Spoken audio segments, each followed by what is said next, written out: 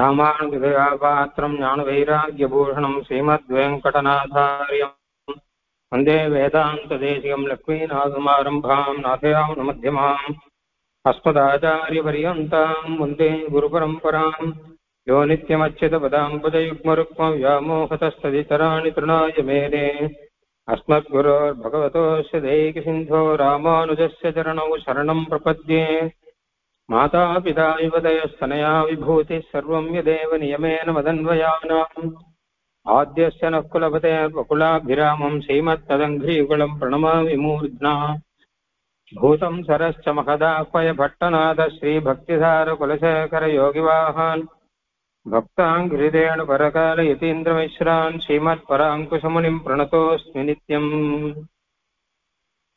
कलयामि कलिध्वंसं कविं लोकदिवाकरम् यस्य गोभिप्रकाशाभिराविद्यं निहतं तमः வாழி பரகாலன் வாழி கலிகன்றி வாழி குறையலூர் வாழ்வேந்தன் வாழியரோ மாயோனை வாழ்வழியால் மந்திரங்கொள் மங்கையருகோம் தூயோன் சுடர்மானவேல் நெஞ்சுக்கு இருள்கடி தீபம் அடங்கா நெடும் பிறவி நஞ்சுக்கு நல்ல அமுதம் தமிழ் நன்னூல் துறைகள் அஞ்சுக்கிலக்கியம் ஆரணசாரம் பரசமய பஞ்சு கணலின் பொறி பரகாலன் பனுவல்களே எங்கள் கதியே ராமானுசமுனியே தங்கை கடுத்தாண்டு தவராசா பொங்கு புகழ் மங்கையர்கோனே இந்த மறையாயிரமனைத்தும் அங்கு மனம் நீ எனக்குத்தா அறிவு தரும் பெரிய திருமுடி தப்பாமல் 1084 பாட்டும் குறியதொரு தாண்டகம் 4-5 புலா நெடுந்தாண்டகம் 7 கூட்டிருக்கையொன்றும் சிறிய மடற்பாட்டு 38 சீர் பெரிய மடலதனில் பாட்டு 78 இறையவனே கார்த்திகையில் கார்த்திகை நாள் எதில் குறையல் வருகலியா இறங்கு நீயே.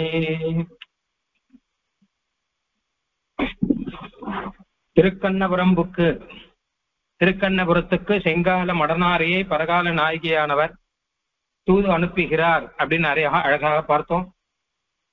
அருகால சிறுவண்டே என்று தேரெழுந்தூர் எம்பெருமானுக்காக அருகால சிறுவண்டினை தூது அனுப்பித்தார். தூது விடுதல் அப்படின்னு பெயர் இதற்கு தமிழ் இலக்கியங்கள்ல. நாயகியோ நாயகனோ தூது அனுப்புகிறார்கள், அதை பாசுரங்களிலே எழுதி வைக்கிறார்கள். தமிழ் இலக்கியங்களிலே தூது விடுதலை ஆரம்பித்தவர்கள் ஆழ்வார்கள் தான் அப்படின்னு சொல்றான். முதல்ல இவர்கள் தான் ஆரம்பித்தார்கள். நாச்சியார் அழகாக மேகம் விடு விண்ணில மேலாப்புல மேகம் விடு தூது இருக்கு. அதாவது மண்ணு பெரும் புகழ் மண்ணு புகழ் அதுல குயிலை தூது விடுக்கிறார் சுடி கொடுத்த நாச்சியார். அந்த மாதிரியாக நம்மாழ்வார் பாசுரங்களிலே பிரசித்தம். இங்கே திருவங்கை ஆழ்வார் பாசுரங்களிலே பிரசித்தம். இது என்ன பெரிய விஷயம், அங்கங்க எத்தனையோ காவியங்கள்ல இருக்குமே அப்படின்னு நினைக்க வேண்டாம். தூது விடுவதில் முக்கியமான ஒரு விஷயம் இருக்கு. அது அந்த நாயிகா பாவத்திலே அவர்கள் இருந்தால்தான் தூது விட முடியும். நல்ல நாயகனோ நல்ல நாயிகையோ அவர்களுக்கு இருக்கக்கூடிய பிரணயத்துவம் அது அப்படியே மனசுல பாவத்துல இருக்கணும். அப்பதான் அந்த காவியம் இயற்ற முடியும். அது மட்டும் இல்லாமல் நமக்கும் அந்த பாவத்தை வர வைக்கணும் இல்லையா? அது சாதாரண விஷயம் கிடையாது. இங்கேயோ இருக்கக்கூடிய நாயக நாயகிகள் சாதாரணமானவர்கள் கிடையாது. இவர்கள் எல்லாம் விசேஷமானவர்கள். அந்த பாவகம் லோக ரீதியிலே இந்த நாயக பாவம் இருந்தால் அது வராதுன்னு எனக்கு தோன்றுகிறது. இது விசேஷமான ரீதியிலே இருக்கும்போதுதான் வரும். இப்படி ஆழ்வாருடைய திருவங்கை ஆழ்வாருடைய ஆச்சரியமான பாசுரங்கள் 2 பாசுரங்கள் பார்த்தோம். பரகால நாயகி தூது அனுப்பி வைத்தார். அதற்கப்புறம் வெறுமை இருக்க அவர் அங்க. இப்ப 28வது பாசுரம் பார்க்கணும். ஏன் என்ன அப்படின்னு கேட்டா, தூது அனுப்பிச்சாச்சு இல்லையா, இனிமே அவர்கள் போய் செய்தி சொல்லி நாயகனை அழைத்து கொண்டு வர வேணும். நாயகன் உடனே கட்டாயம் வந்து விடுவான் அப்படின்னு தெரியும் இருக்கு. அதனால ஒரு சின்ன ஆறுதல் அப்படின்னு ஒண்ணு பிறக்கும்.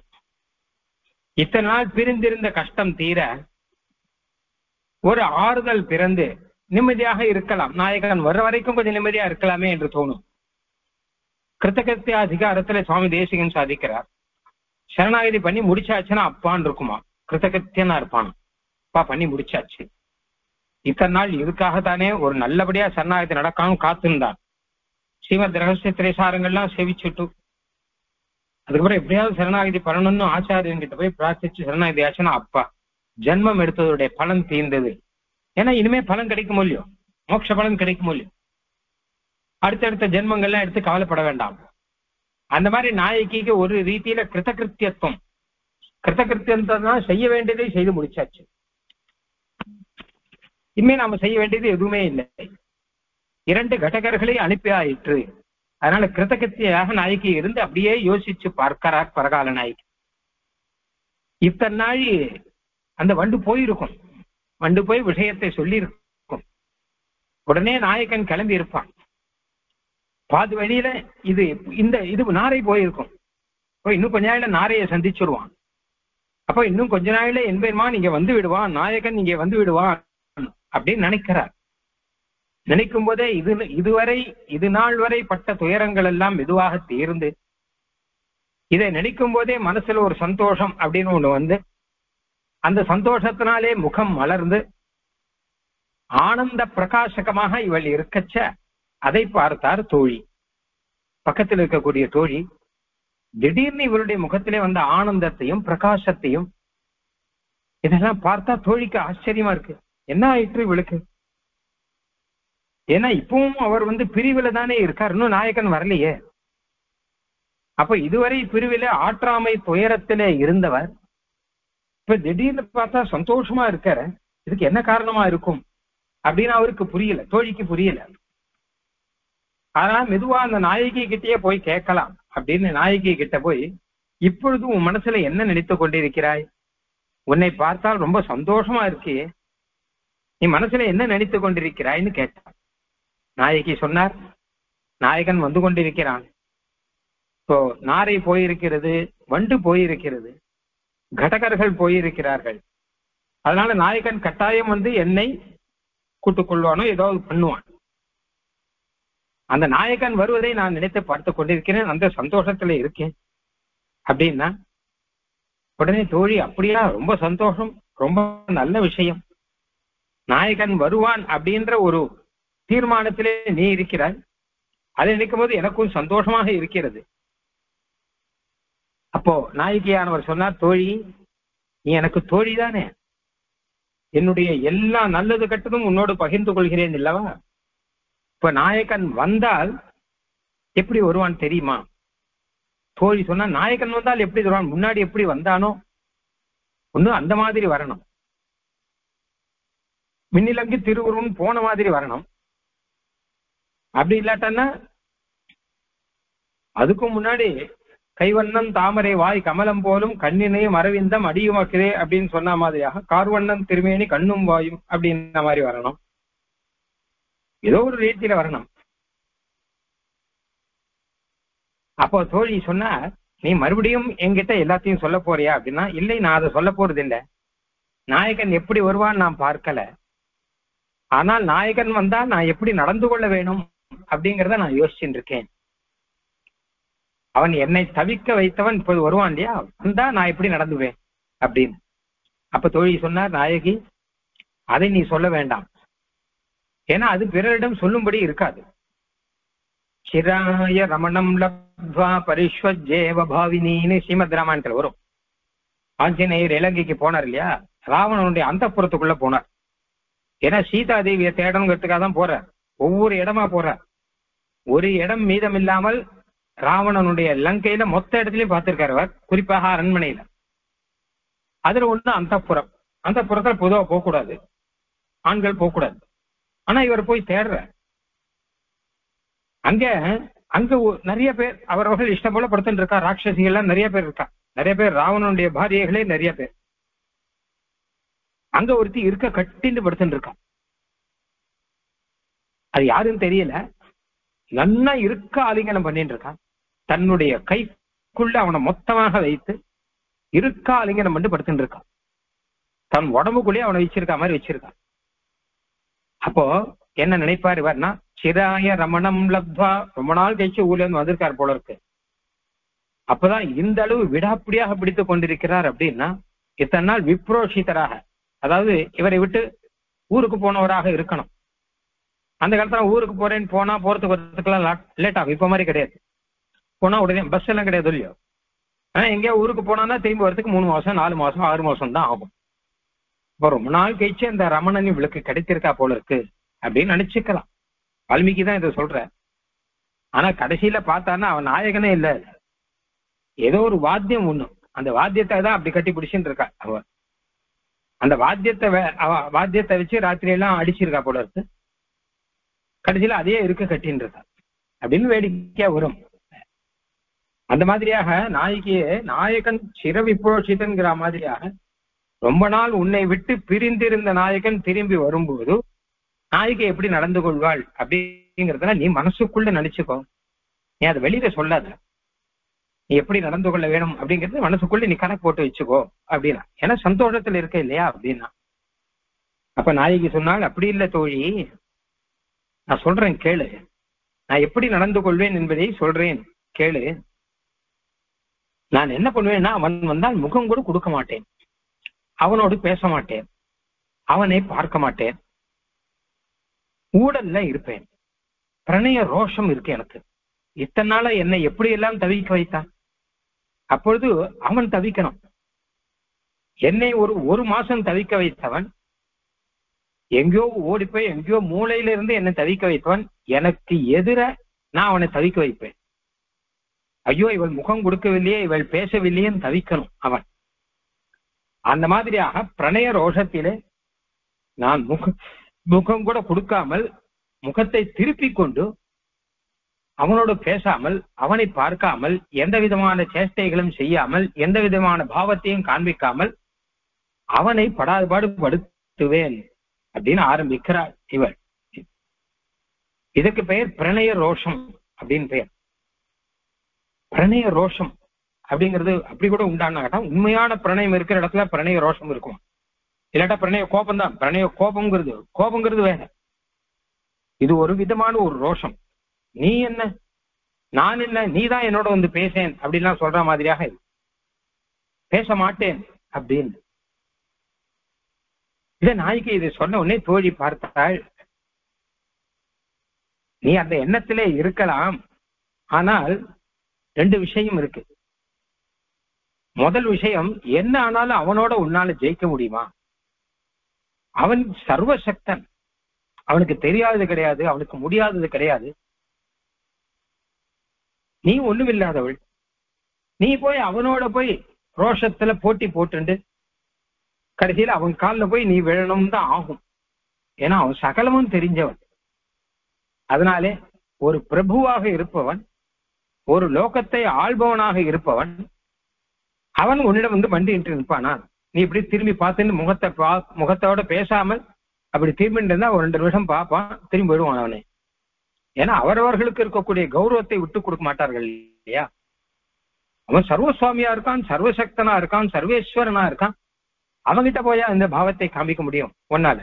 சரிஞ்சுட்டு அவன் திரும்பி போயிட்டான்னா என்ன பண்ணுவ அப்படின்னா, அப்ப அந்த நாயகி சொல்றான், கட்டாயம் போக மாட்டான் அப்படின்னு. அவனுடைய பிரபுத்துவம், அவனுடைய ஈஸ்வரத்துவம், இதெல்லாம் என்கிட்ட படுற பாடு என்னங்கிறத பாரு. நீ என்னுடைய பிரணயத்துக்கு முன்னாடி நிற்க முடியுமா? அவனுடைய ஈஸ்வரத்துவம், அவன் உபயபூதி நாயகனா இருக்கட்டும், ஆனால் என்னுடைய பிரேமத்துக்கு உள்ளுக்குள்ள மொத்தமும் அடங்கிடும். வரச்ச கம்பீரமா தான் வருவார். ஆனா என்னுடைய பிரேமத்திலே, நான் பிரணய ரோஷத்திலே இருக்கும் பொழுது அவனுடைய காம்பீரியம் மொத்தமும் இழந்து போய் அவன் தான் என் காலிலே விழணும் அப்படிங்கிற ரீதியில ஆயிடும் பாரு நாயகி தோழி அப்படின்னு மெதுவா எடுத்து சொல்றார். அடுத்தது தோழியானவர் கேட்கிறா, அது இருக்கட்டும், அடுத்து எனக்கு ஒரு சந்தேகம் இருக்கு. அவனை பத்தி நான் சில விஷயங்கள்லாம் கேள்விப்பட்டிருக்கேன். நல்லவன், பொதுவாக யாரையுமே தவிக்க விடாதவன், ஆசிரியர்களுக்கு அபயம் கொடுத்தவன், யார் அவரிடம் பிரேமம் வைத்திருக்கிறாரோ அவர்களுக்கிடம் 2 மடங்கு பிரேமம் வைக்கக்கூடியவன். இப்படிதான் நான் கேட்டிருக்கேன் அவனை பத்தி எல்லாம். அப்படி இருந்துச்சா அவன்கிட்ட போய் உனக்கு ரோஷமா? ரோஷம் தேவையில்லை. ரோஷம் வைக்க வேண்டிய இடம் ஒண்ணு உண்டு இல்லையோ?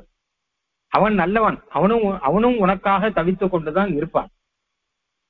அப்போ அப்படி இருக்கச்சா அவன்கிட்ட கூட நீ ரோஷத்தை காண்பிக்க வேணுமா அப்படின்னு ஒரு கேள்வி.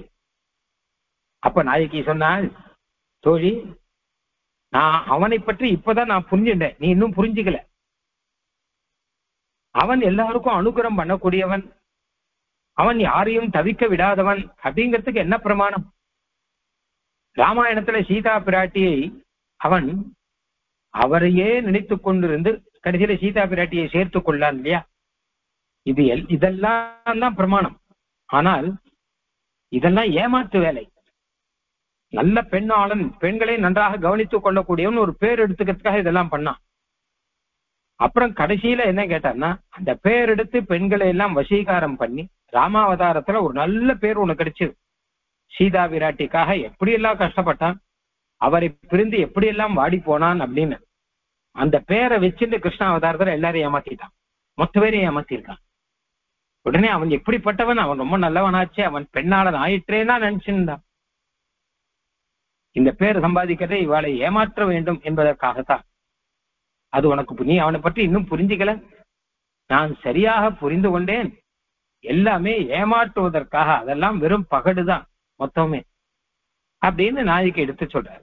சரி, அப்படியானால் என்ன பண்ணுவான்னு கேட்டா, அவன் வரத்த முகத்தை காண்பிக்க மாட்டேன், அவனோட பேச மாட்டேன்.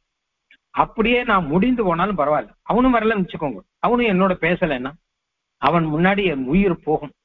போனா அது ஒரு நிம்மதி, ஏதோ ஒரு முடிவு வரணும் இல்லையோ. அப்ப அதுவே பரம ஆனந்தம் எனக்கு. அவன் என்னோடு கலந்து நாங்கள் சேர்ந்து இருந்து மறுபடியும் திருப்பி விஸ்லேஷம் வந்தா அந்த இன்னொரு பிரிவை எங்களால தாங்க முடியாது. அசக்கிய விரகம்னு வரும் பாதுகா சேஷத்துல, ராமத்தியாக சகை ரசக்கிய விரகம் அப்படின்னு வரும். ராமனை விட்டுட்டு கஷ்டத்துல இருக்கா அவள்லாம், அயோத்தியா நகரத்துல இருக்க ஜனங்கள்லாம். பெருமாள் காட்டுக்கு போனப்புறம் மறுபடியும் பாதுகையும் போயிடுத்துன்னு வச்சுக்கோங்க, அவளால தாங்கவே முடியாதான். ஏதோ ராமனுடைய விட்டு பிரிந்த பிரிவை பாதுகையை வச்சு அவ ஆஸ்வாசனம் பண்ணிட்டு இருக்கான்னு வரும்.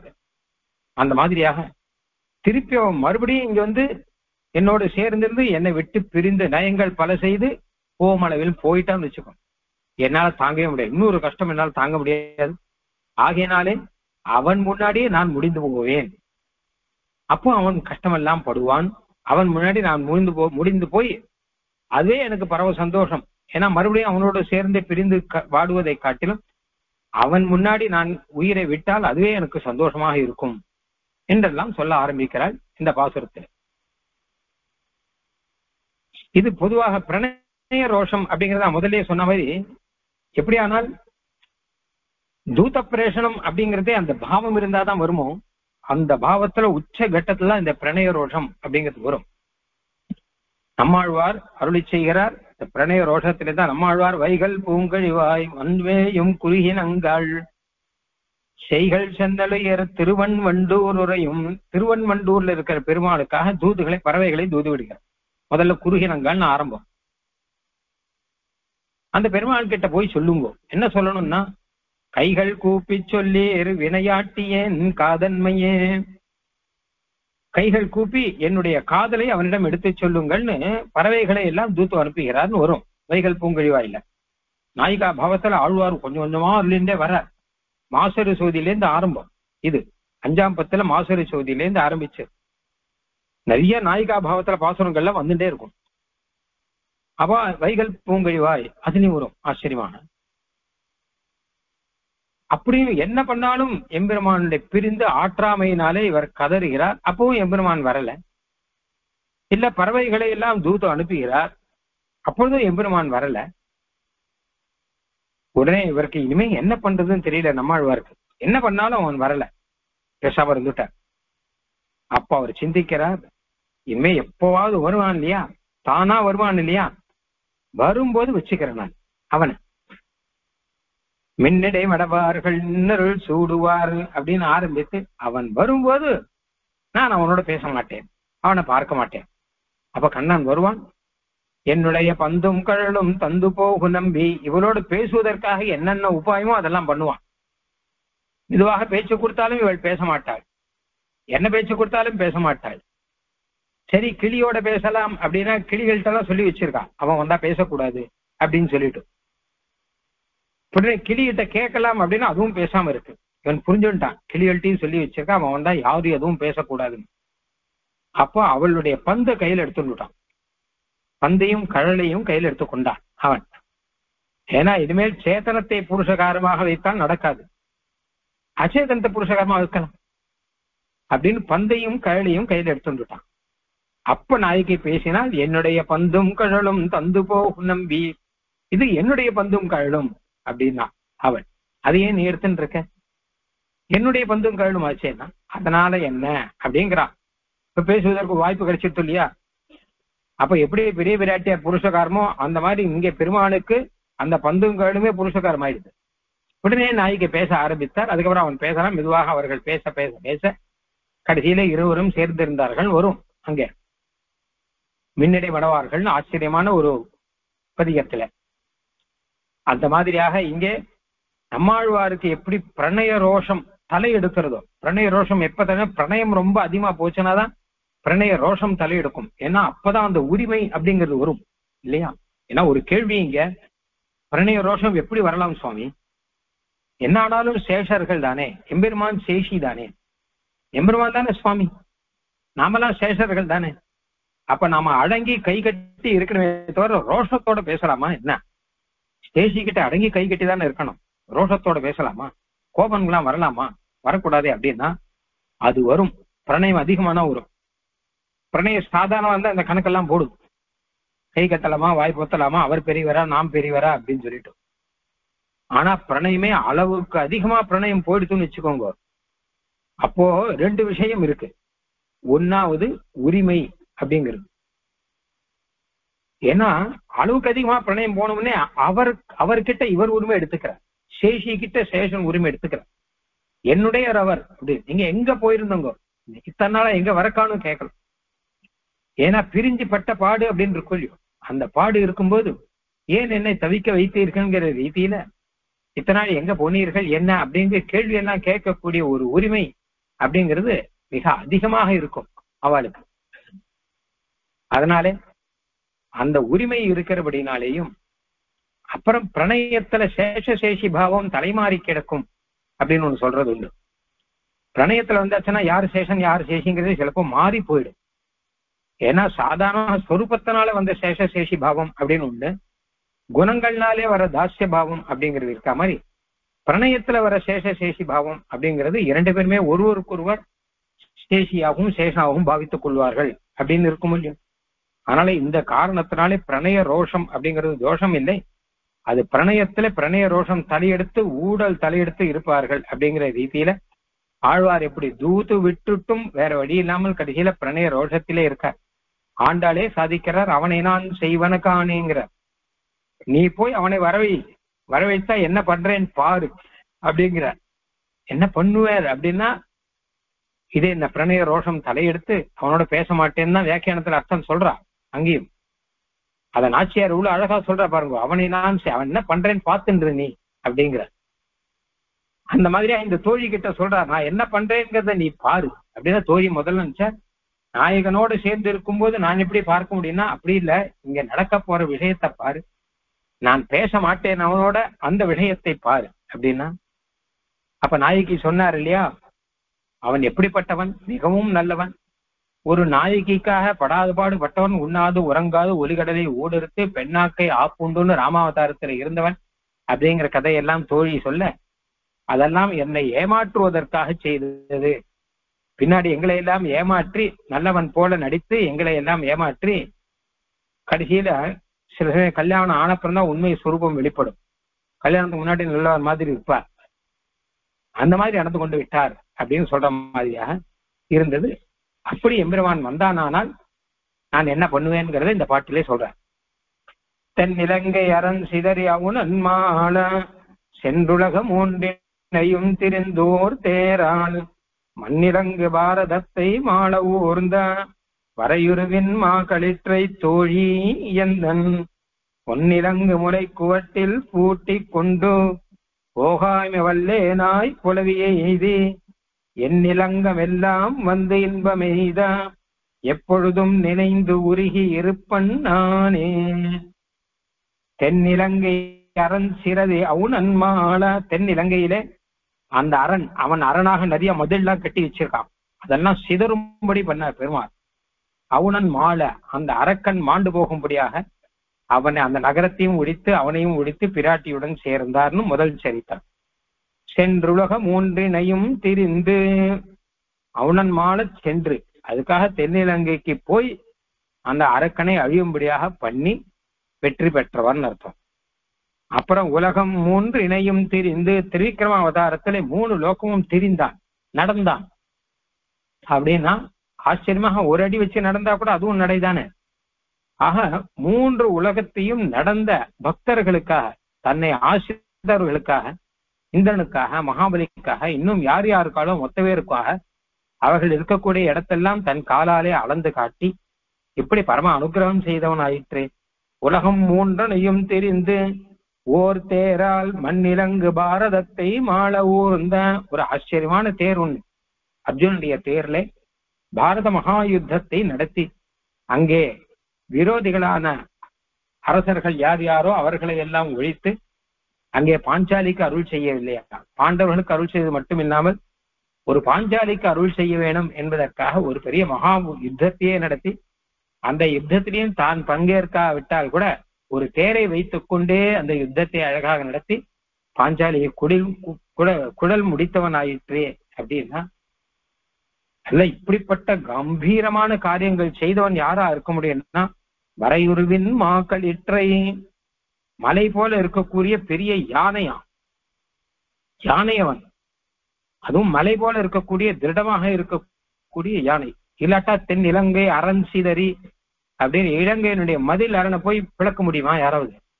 எந்த ராஜாதிராஜா வந்தாலும் அந்த மதிலை பிளக்க முடியாதுன்னு பெரிய மதில் கட்டி வச்சிருக்கான். ஆனா அதை துவம்சம் பண்ற பெருமாள். அது மாதிரி மகாபாரத யுத்தம் வேற யாராவது பண்ண முடியுமா?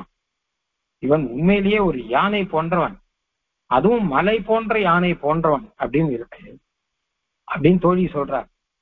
அப்ப அந்த தோழி கிட்ட நாயகி சொல்றார், வரையுருவின் மாக்கள் இற்றை தோழி, தோழி நீ சொன்னியே அந்த யானை வந்ததுன்னா நேரம் வந்து கட்டி போட்டு விடுவேன், நான் வரட்டும், வந்தால் கம்பத்துல கட்டி போடுவேன் அப்படின்னா.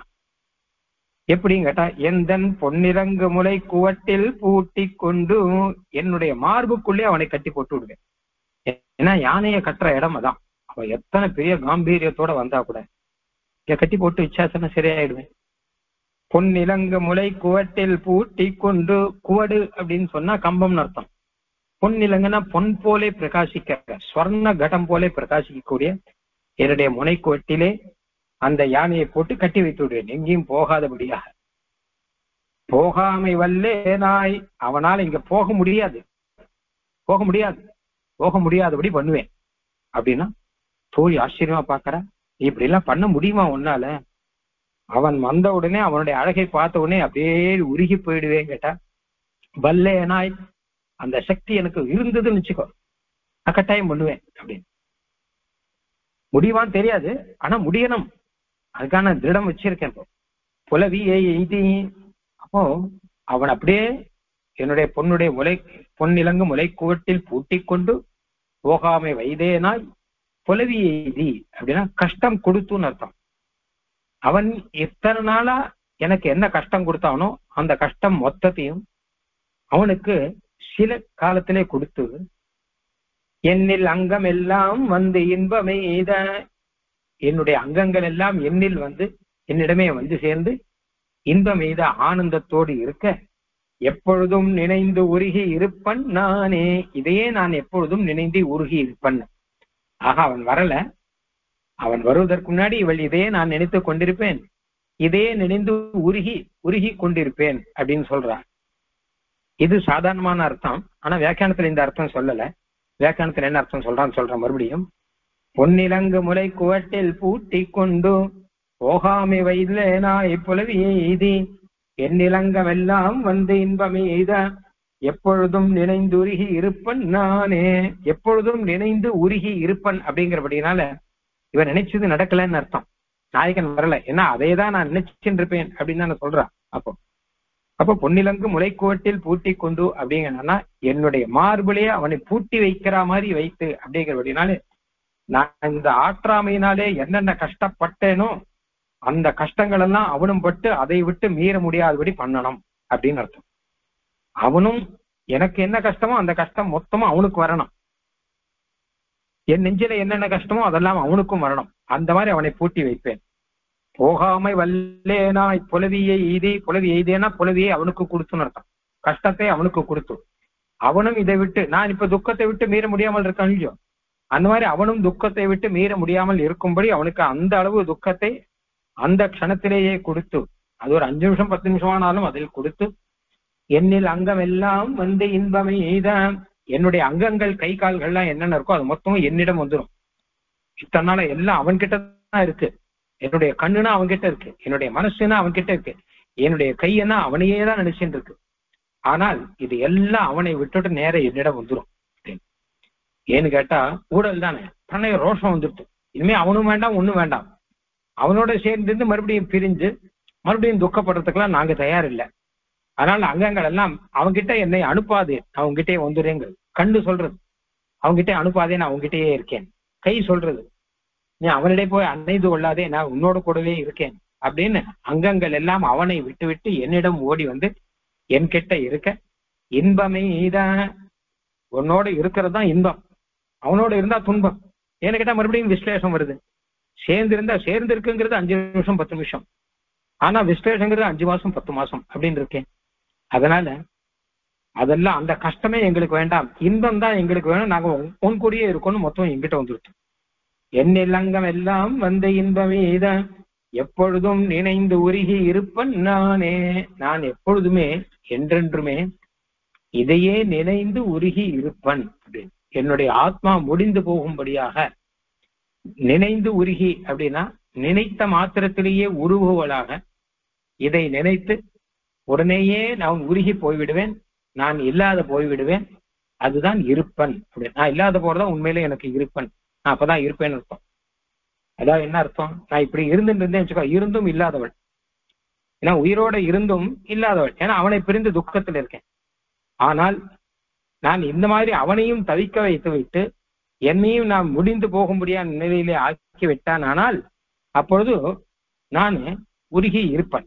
அதாவது இப்ப இருந்து கொண்டு இல்லாதவள், அப்ப இல்லாத கொண்டு நான் இருப்பவளாக ஆகிவிடுவேன் அப்படின்னு அர்த்தம். அப்பதான் எனக்கும் ஒரு நிம்மதி பிறக்கும் அப்படின்னு ரோஷத்தினாலேயும் சொல்லக்கூடிய ஒரு வார்த்தை இது. வந்தால் நான் உயிர் போயிடும், எனக்கு போகட்டும், உயிர் போனா பரவாயில்ல, அதுவே ஆனந்தம், அவனோடு சேர்ந்து மறுபடியும் பிரிவு வருவதை காட்டிலும்.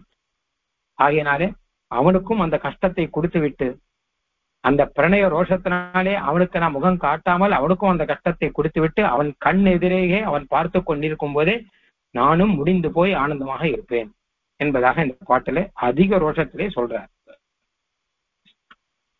தென்னிலங்கை அரண் சிதறி அவன் அன்மாள சென்றுலகம் ஒன்றினையும் திரிந்து ஓர் தேரால். முதல்ல ஸ்ரீமத் ராமாயண சரித்திரம், அப்புறம் திரிவிக்ரம சரித்திரம், அதுக்கப்புறம் கிருஷ்ணாவதார சரித்திரம், எல்லாத்தையும் அந்த தோழி சொல்லியிருக்கா போல இருக்கு. ஏன்னா ராமன் தான் பெண்ணுக்காக இப்படி பாடுபட்டவன்கிறது தெரியும். அதனால அதை சொல்றான். தென்னிலங்கை அரண், பெரிய அரண் கட்டியிருக்கான் அவன், கல்லுனாலேயே மதில் கட்டியிருக்கான். அது தவிர சமுத்திரம் வேற, அதை தவிர பர்வதம் வேற, இதெல்லாம் தாண்டி காடுகள் வேற, இதெல்லாம் தாண்டி ஆக வரதே கஷ்டம். இந்த அரணை எல்லாம் பார்த்து ஆஞ்சநேயர் என்ன பண்ணார், முதல்ல லங்கைக்கு போற இந்த அரணை எல்லாம் பார்த்தார். சமுத்திரத்தை தாண்டி வரதே பிரயாசம், யாரும் வரமாட்டேங்கிறா, இவர் ஒருத்தர் தான் வந்தார். சமுத்திரத்துக்குள்ள வந்தா மலைகள் இருக்கு, மலையை தாண்டி போனா கடல்கள் இருக்கு, கடலை தாண்டி போனா பெரிய மதில்கள் இருக்கு. இதெல்லாம் அப்ப யாரு உள்ள வர முடியும் இலங்கைக்குள்ள? ஆஞ்சநேயர் சிந்தித்தார், இந்த இலங்கைக்குள்ள வரணும்னா ஒண்ணு என்னால முடியும், இல்ல எங்க அப்பா வாயு பகவானால முடியும், இல்ல வைணதேயன் கருத்மான் ஒருவாரோ என்னமோ. அப்போ வேற யாரால வர முடியும் இங்க உள்ளுக்குள்ள? ஏதோ 2 காலில் நடக்கிறது 4 காலில் நடக்கிறதெல்லாம் உள்ள வரவே முடியாது அப்படின்னு நினைச்சு ஒரு பக்கம் பார்த்தா கஷ்டப்பட்டார். அதுக்கப்புறம் பெருமாளையும் லக்ஷ்மண பெருமாளையும் நினைச்ச சந்தோஷப்பட்ட. ஏன்னா அவளால முடியாதுன்னு ஒண்ணு கிடையாது. எந்த அரணையும் தகத்தெறிந்து உள்ள வந்துருவான். வாலிக்காக 7 மரத்தை அடிச்சார் இல்லையா, அப்ப அவருக்கு என்ன கவலையும் சந்தோஷப்பட்டார். அப்படி தென்னிலங்கை அரண், அப்படிப்பட்ட அரண் வச்சிருக்கான். சிதறி அதை சிதறும்படி பண்ணார் பெருமாள். அப்படி பெரிய மதில் இலங்கைன்னு சொல்ற மாதிரி மதிலால கட்டி வைக்கச்ச பெருமாள் அதை கஷ்டப்பட்டு கடப்பாறை கொண்டு இடிச்சு, அந்த காலத்துல இந்த மதிலை இடிக்கிறோம்னா யானையை தான் கொண்டு வருவா, நேர யானையை கொண்டு வந்து மேல மோதி அப்படிலாம் பண்ணல. சிதறி அஸ்திரத்தை போட்டான்னா மண்ணு பொடிப்படியே விழுற மாதிரி வருது. மண்ணால வீடு கட்டினான்னு வச்சுக்கோங்க, அதுக்கு என்ன பண்ணணும்? லேசா தொட்டா போற மொத்தமும் கீழ் வந்துடும். அந்த மாதிரி ஒரு அஸ்தம் பட்ட மாத்திரத்துல அந்த அரணெல்லாம் சிதறி கீழே விழுந்துட்டு இருக்கு. இதென்ன மண்ணால கட்டினானா இல்ல கல்லால கட்டினானா? இரும்பால எக்கால கோட்டையெல்லாம் கட்டுறானு அதெல்லாம் என்னமோ கட்டி வச்சிருக்கான். கல்லால கட்டி வச்சு இரும்பால உருக்கி வச்சு என்னென்னமோ பண்ணி வச்சிருக்கான். ஆனால் பெருமாளுடைய வீட்டுக்குள்ள பார்த்தானா மண்ணால வீடு கட்டுற குழந்தைகள்லாம் திடீர்னு பெருசா வீடு கட்டும் மண்ணுல ஆத்தங்கரையில லேசா ஒரு இடத்துல கை விரல் பட்டா அப்புறம் மொத்தமும் கிழிஞ்சு விடும். அந்த மாதிரி பெருமாளுடைய அஸ்திரம் இருக்கு. தென் இலங்கை அரண் சிதறி அப்படின்னு அப்படி சிதறி போகும்படியான ஒரு சாமர்த்தியம் அப்படின்னு. அவுணன்மாள அப்படின்னு உள்ளுக்குள்ள அந்த ராவணன் மாளச் சென்று அவன் மாண்டு போகும்படியாக. ராவணனுக்கு கஷ்டம், பெருமாள் இங்க வந்திருக்காருன்னு கேள்விப்பட்டவனே அப்பயே பாதி அவுட்டு. அவன் என்ன பண்ணான், சீதா பிராட்டியை கொண்டு வந்து இங்க இலங்கையில வச்சுட்டு இந்த ஊருக்கு யார் வரப்போறான்னு நினைச்சான். யாரால வர முடியும், இங்க யார் இங்க வரப்போறான்னு நினைச்சான். ஆனால் முதல்ல ஆஞ்சநேயர் வந்து தீ வச்சு கொளுத்துட்டு போனார் இல்லையா, அதுக்கப்புறம் அவனுக்கே கவலை வந்துருச்சு. அவன் மந்திராலோசனை கூட்டினான். உடனே ஆஞ்சநேயர் வந்துட்டு போன உடனே மந்திராலோசனை கூட்டினான். அப்ப அங்க இருக்கிறவெல்லாம் எல்லாருமே ஆமாம் சாமியை போடுறவா, எல்லாம் மகாராஜா நம்ம கொஞ்சம் ஏமாந்துட்டோம், இல்லாட்டா இதெல்லாம் நடந்திருக்காது அப்படி இப்படி நம்ம சொன்னான். ஆனா கும்பகர்ணன் விபீஷணன் எல்லாம் கொஞ்சம் அர்த்தத்தோட பேசினான். அவ ஏதோ மந்திராலோசனை பண்ணா ஏதோ பண்ணான். ஆனா திடீர்னு பெருமாள் வானர சைன்யத்தோட வந்துட்டான்னு கேள்விப்பட்ட உடனே அப்பவே கொஞ்சம் கவலை வந்துருட்டு அவனுக்கு. எப்படி வந்தா, நான் ஒருத்தர் கூட வர முடியாதுன்னு நினைச்சுட்டு இருக்கேன், இங்க ஒரு குரங்கு வந்துட்டு போட்டு கடைசியில் பார்த்தா ஒரு சைன்யமே வந்திருக்கு. ஞக்காரோஹ்யயமேவமே யதரயஹ தத்ராப்யசௌ தாபஸஹ சோப்யத்ரைவ நிகந்தி ராட்சசகுலம் ஜீவத்யஹோ ராவணஹ. எனக்கும் எதிரின்னு சொல்லி ஒருத்தன் இருக்கானே, பூலோகத்தில் இருக்க முடியுமா? அப்படி ராவணன் பேரை சொன்னாலே பயப்படுவான். ஆனா ராவணனை ஒழிக்க ரெஞ்சுட்டு ஒருத்த உட்காந்துருக்கான்னா எப்படி இருக்கும் அது? தத்ராப்யசௌ தாபஸஹ, கடைசியில் பார்த்தா குரங்க கூட்டுண்டு தாபச விஷத்துல ஒருத்தர் வந்திருக்க, வீராது வீரனா ஒருத்தர் வருவார்னு பார்த்தான். சோப்யத்ரை இவ நிகந்தி, அவனும் இந்த இடத்துல நான் இருக்கிற இடத்துக்கு வந்திருக்கான்னா, நான் போன இடத்துல என்ன பரவாயில்ல, நான் இருக்கிற இடத்துல தேடி இங்க வந்திருக்கான். ஜீவத்யஹோ ராவணஹ, இன்னும் கூட நான் எப்படி உயிர் இருக்கேன், உயிர் எப்படி இருக்கு அப்படின்னு தன்னையே நொந்து கொள்கிறான். எத்தனை அவமானம் இது அப்படின்னு. அப்படி அவுணன்மாள அவனை மாண்ட வைத்தார் பெருமாள். மாள வைத்தார்னா முதல்லயே உள்ள வரும்போதே மாண்டுட்டார், அதுக்கப்புறம் தலையெல்லாம் அறுத்து போட்டார் அப்படின்னு. தென் இலங்கை அரண் சிதறி அவுணன்மாள சென்று நேர அப்படியே இலங்கைக்கு சென்று ஜெயித்து அப்படின்னு இதுல இருந்து கிடைக்கிறது. அதுக்கப்புறம் ஏன்னா இலங்கைக்கு போறதுக்கு முன்னாடி வாலியை ஜெயித்து சுக்ரீவனுக்கு ராஜ்யத்தை கொடுத்து வானரங்களை அனுப்பி அனுமான் மூலம் எரிய வைத்து, அதுக்கப்புறம் இப்போ இங்க வந்து அங்கதன் மூலம் தூது அனுப்பி எல்லாத்தையும் பண்ற. உலகம் ஒன்றினையும் தெரிந்து, அது ஒரு நாயகிக்காக, இங்க இந்திரனுக்காக மகாபலிக்காக இங்க இருக்கக்கூடிய எல்லா ஜனங்களுக்காக உலகம் மூன்றினையும் அளக்கறேன்னு சொல்லி மொத்தத்தையும் நடந்தான்னு சொல்ற திருவெங்காழ்வார். நடந்தானுடைய பாதம் சொல்லில் நமோ நாமம் சொல்லில் நமோ நாராயணமே. உலகம் மூன்றும் நடந்தான் அப்படின்னு, மூன்று உலகத்தையும் நடந்தான். இப்போ எல்லாருக்கும் அனுகிரகம் பண்ணணும், நான் இருக்கேன் உங்களுக்கும் காமிக்கிறதுக்காக தன் திருவடியை காமித்தவன். ஆனா உலகம் மூன்றினையும் தெரிந்து, ஒரு யானை தான் சொல்லிட்டு இருக்க, ஒரு யானை எப்படி அரணை மதில் அரணை தகர்க்குமோ அப்படி தகர்த்தான். ஒரு யானை எப்படி உலகத்துல அழகா சஞ்சரிக்கும், ஒரு மதம் பிடிச்ச யானை காட்டில் விட்டா வச்சுக்கோங்க எப்படி சஞ்சரிக்கும், அந்த மாதிரி உலகம் முழுக்க என்னுடையதாங்கிற மாதிரி சஞ்சரிக்கிறேன். மதம் பிடிச்ச யானை காட்டுல வந்ததுன்னா நான் தான் அப்படின்னு சஞ்சரிக்கும் இல்லையா, இந்த காட்டுக்கு நான் தான், அந்த மாதிரி பெருமாள் சஞ்சரிச்சாரா இங்க தெரிந்து அப்படின்னு. அப்புறம் ஓர் தேரால் மண் இலங்கு பாரதத்தை மாள ஊர்ந்த, ஒரு ஆச்சரியமான ஒரு தேர். அந்த தேர் கிருஷ்ணனுக்கே பொருந்தும். ஏன்னா கிருஷ்ணன் கிட்ட என்ன சொன்னா, நீங்கள் ஆயுதம் எல்லாம் எடுக்கக்கூடாதுன்னா, சரி ஆயுதம் எடுக்கக்கூடாதுன்னு தானே சொன்ன, தேர் ஓட்டக்கூடாதுன்னு சொல்லலையே, தூத்து போகக்கூடாதுன்னு சொல்லலையே, நான் ஆயுதம் எடுக்க மாட்டேன் ஆனா தேர் ஓட்டுவேன் நான் பார்க்கலாம்.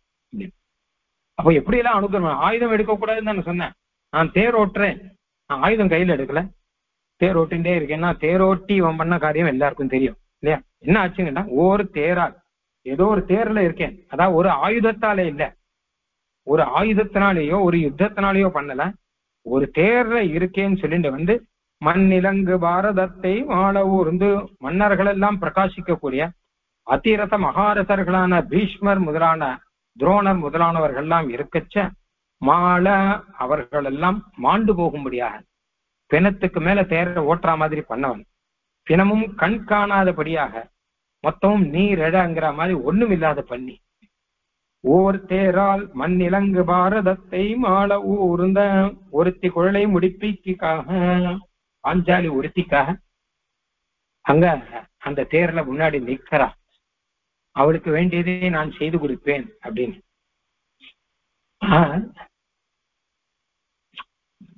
மண் ஓர் தேரால் மண்ணில் எப்போ கிருஷ்ணன் தேர்ல ஏறி பார்த்தசாரதியாக இருந்து யுத்தம் பண்ணான்னா பாண்டவர்களுக்காகங்கிறது கூட 2ஆம் பட்சம் தான், பாஞ்சாலிக்காக அப்படிங்கிறதானே முதல் பட்சம். அப்போ ஒருவன் எத்தனை அவமானப்பட்டாலும் பரவாயில்ல அவள் காரியத்தை முடித்து கொடுப்பேன்னு சொல்றான், செய்யறான் இல்லையா? அந்த வைபவத்தை சொல்றா தோழி. அப்ப இவ அதெல்லாம் நம்பல, இதெல்லாம் ஏமாற்றுவதற்காக செய்தது இல்ல. இத்தனை பேருடைய சிரஸ்லையும் தலை வைத்தானேனா அது மொத்த பேருக்கும் பொதுவா செஞ்சது, ஆனா எனக்கு என்ன அப்படிங்கிற இல்ல. பாஞ்சாலிக்காக இப்படி பண்ணானே அப்படின்னா அது பாஞ்சாலி கதையோட முடிஞ்சது அப்படின்னு. என்ன இப்படி பண்றானே அதையும் பேசல. பாஞ்சாலி குழலை முடித்தான், நான் இப்ப குழலை விரித்தது போல ஆயிட்டு துக்கத்தினால என் குழல் எப்படி இருக்குன்னு எனக்கு தெரியல. அவன் மாத்திரம் ஆச்சரியமான திருக்குறள் கட்டுரைகளோட எனக்கு சேவை சாதிக்கிறான் அப்படின்னு இருக்கு. ஆனா என்னுடைய திருமுடி இருக்குள்ளோ இதை நான் எங்க கவனிக்கிறேன்? அந்த மாதிரி நிலையில பிரிவு துவரில என்னை ஆக்கிவிட்டு போய்விட்டானே அப்படின்னு சொல்ல வரையுருவின் மாக்களிற்றை வாஸ்தவம் தான். பெரிய யானை போல இருக்கான், அதுவும் மலை உருவில மலை போல. அது யானைக்கு 2 வேணும். என்ன கேட்டாலும் எதிராளிகளை போய் அடக்கணும் மாத்திரம் இல்லாமல் எது வந்தாலும் சகிச்சுக்கணும். மலை எது வந்தாலும் சகிச்சுக்கும், ஆனா போய் இன்னொருத்தரோட சண்டை போடாது. யானை சகிச்சுக்க முடியாது, ஆனா போய் பொருதும், நேர போய் முட்டி தள்ளும் எல்லாத்தையும். அப்ப பகவான் எப்படி இருக்கான்னா மலை போலையும் இருக்கான், யானை போலையும் இருக்கான். எது வந்தாலும் தாங்க முடியும் அவனால, அப்படியும் இருக்கான். யானை போலையும் இருக்கான். இந்த பர்வதத்துல மலை மேல ஏதாவது அடிச்சானா அவளுக்கு தான் திரும்பி வரும், அந்த மாதிரி இருக்கான். வரையுழுவின் மாக்களிற்றை தோழி எந்தன் தோழி, என்னமோ இத்தனை கதையெல்லாம் சொன்னேயே, இதெல்லாம் என்னங்கிறது இனிமே பாரு. ஏன்னா எனக்கும் உனக்கும் சுகதுக்கம் ஒண்ணுதானே. அதனால நான் சொல்றேன், அவன் என்னை ஏமாற்றுவதற்காக பண்ணான். இனிமேல் அவன் வந்தால் என்ன செய்ய போறேங்கிறத நான் சொல்றேன். நான் சொல்றதை தடுக்காது, ஏன்னா தோழியாச்சே நீ. நான் சொல்றது எல்லாத்தையும் கேட்கிறவள் ஆயிற்றே, அப்ப இதுவும் கேளு தோழி அப்படிங்கிற. ஏக்கம் சுகம் துக்கம் செனவு அப்படின்னு. முன்னாடி நான் சேர்ந்த போது, அதாவது முதல்ல எம்பெருமான் இருந்த போது என்ன நடந்தது அப்படியெல்லாம் நீ பார்க்கல. நீ பார்க்கலையே தோழி. அவன் எப்படியெல்லாம் வந்தான் அப்படிலாம் நான் முன்னாடி பார்த்தோம் முடியும், அந்த பாசுரங்கள் இல்ல. இப்ப அந்த குறை வேண்டாம், நீ நன்னா பாரு. இப்ப நாயகன் வருவான், வந்தா நான் என்ன பண்றேங்கிறத பாரு. எந்தன் பொன் இலங்க முலை குவட்டில் பூட்டி கொண்டு, எனக்குன்னே ஒரு அஸ்திரம் இருக்கு. அவன் இப்படி தென்னிலங்கை அவன் மாலன்னு அவன் இந்த அஸ்திரங்கள்லாம் வச்சுக்கிட்டோம். ஆனால் அவனை அடக்கிற அஸ்திரம் என் கையில இருக்கு. தென்னிலங்கையை பொடி செய்யக்கூடிய அஸ்திரம் அவன் கையில இருக்கு. அவனையே பொடி பொடியா ஆக்கக்கூடிய அஸ்திரம் எங்கிட்ட இருக்கு. அவன் இதுக்கு அடிபணிஞ்சே ஆகணும். அதுதான் எந்தன் பொன்னிலங்கு முளைக்கு வட்டில். ஏன்னா இது அவனுடைய அஸ்திரம் மாதிரி இல்லை. இதற்கு பெருமை ரொம்ப அதிகமானது. அவனையே அடக்கக்கூடியது, அவன் இல்லாமல் வாடக்கூடியது, 2ம் உண்டு. அதனாலே பொன்னா பிரகாசிக்கக்கூடிய, நன்றாக பிரகாசிக்கக்கூடிய அர்த்தம். இலங்குன்னா பிரகாசிக்க, பொன் போலே பிரகாசிக்கக்கூடிய. தங்கம் நன்னா இருக்கும், நல்லா பிரகாசிக்கும். ஆனால் பிரிவிலே விவரணமாக, பிரிவிலே ஒளி இழந்து இருந்து இப்பொழுது நன்றாக பிரகாசிக்கக்கூடிய அப்படின்னு அர்த்தம் வச்சுக்கலாம். எம்பெருமானே மின்னிலங்கு திருவுருவும் பெரிய தோளும் அப்படிங்கிற மாதிரி உன்னுடைய மின்னிலங்கு திருவுரு போல இல்லை, இது பொன்னிலங்கு முலை குவட்டில் அப்படிங்கிற மாதிரி இது இருக்கு அப்படின்னு அர்த்தம். பொன்னிலங்கு மலை குவட்டில் பூட்டி கொண்டு, இதுல வச்சு பூட்டிடுவேன். யானையை ஒரு கம்பத்துல வச்சுதான் கட்டணும்.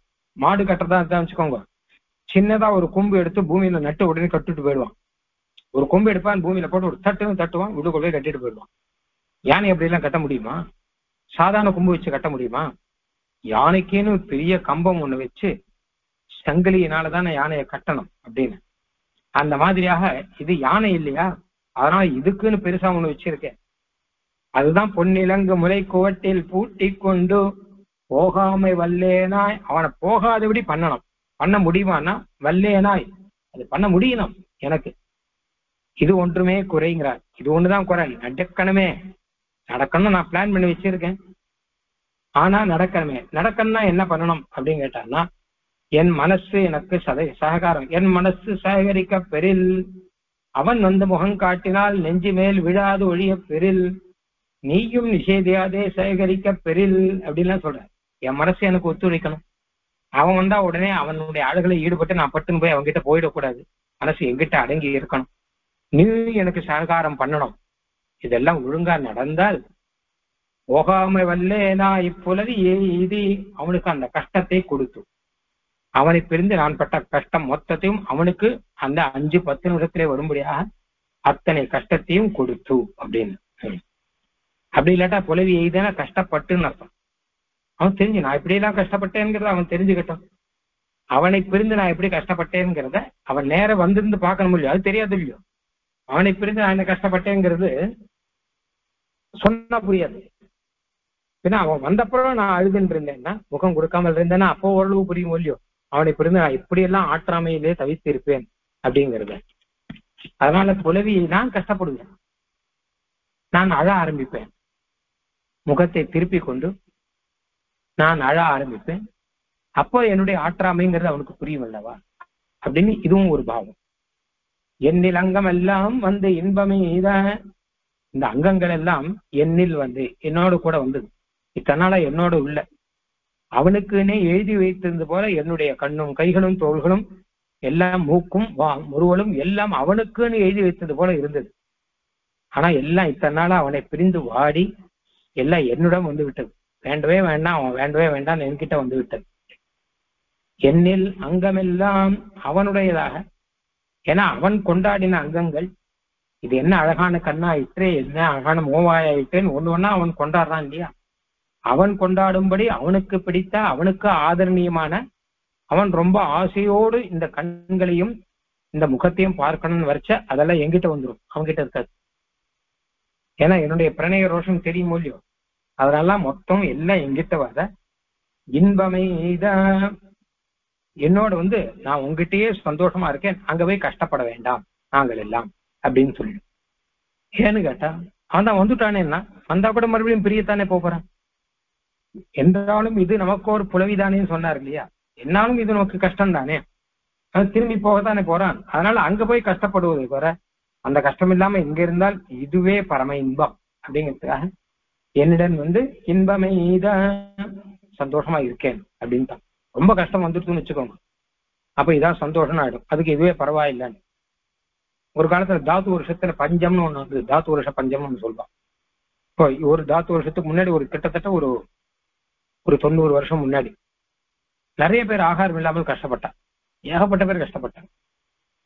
அப்போ வறுமையினால தனக்கும் ஆகாரம் இல்லை, குடும்பத்துல மனைவி மக்களுக்கு யாருக்கும் ஆகாரம் இல்லை அப்படின்னா, அப்ப அந்த மனைவி மக்கள் மொத்த பேரை எல்லாரையும் சேர்த்து கணத்துல போட்டு தானும் கணத்துல விழுந்து வாழ உண்டு.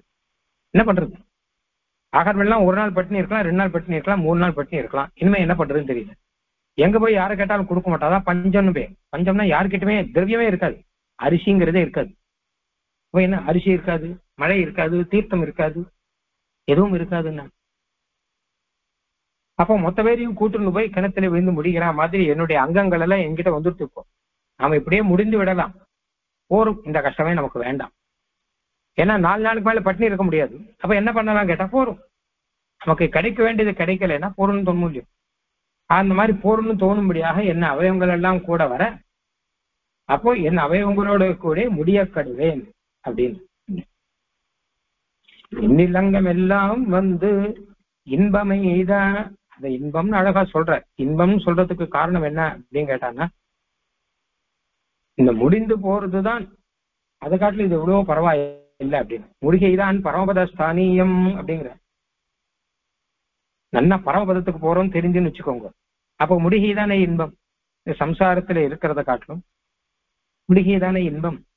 அந்த மாதிரியாக விஸ்லேஷத்துல மறுபடியும் துக்கத்துல விஸ்லேஷத்துல இருக்கிறத காட்டிலும் முடிஞ்சிருச்சுன்னா ஒரு கதை முடிஞ்சு போச்சு, நிம்மதியா இருக்கலாம் அப்படின்னு.